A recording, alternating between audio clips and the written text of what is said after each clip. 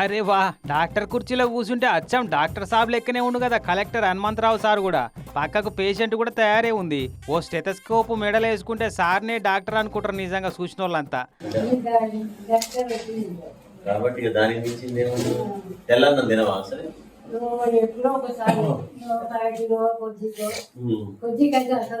యాదాద్రి జిల్లా వంగపల్లిలో ఉన్న పల్లె దవాఖానట ఇది. మరెటన్నా పోత పోత తొవ్వల ఆగి లోపలికి వచ్చిండో, ఇక్కడికే డైరెక్ట్ గా తనిఖీ చేస్తానికి వచ్చిండో గానీ 11:30 దాటినా కూడా డ్యూటీలో ఉండవలసిన డాక్టర్, అదే mid level health provider doctor రాలేదన్న ముచ్చట అర్థమైంది సార్కు.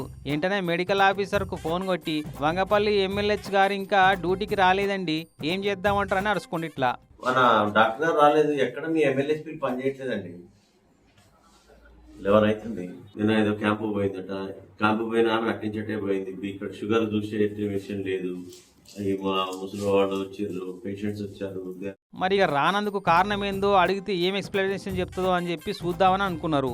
ఈ అట్టనే దావకంలా చూపెట్టుకుందామని వచ్చిన ఈ సోమక్కని పలకరించి నిమ్మలంగా ముచ్చట పెట్టిండు. ఇందిరమ్మ చీర వచ్చిందా సోమక్క అని అడిగితే ఇంకా ఇయ్యలే సారు, ఇవాళ ఇత్తమన్నారు అని చెప్పింది.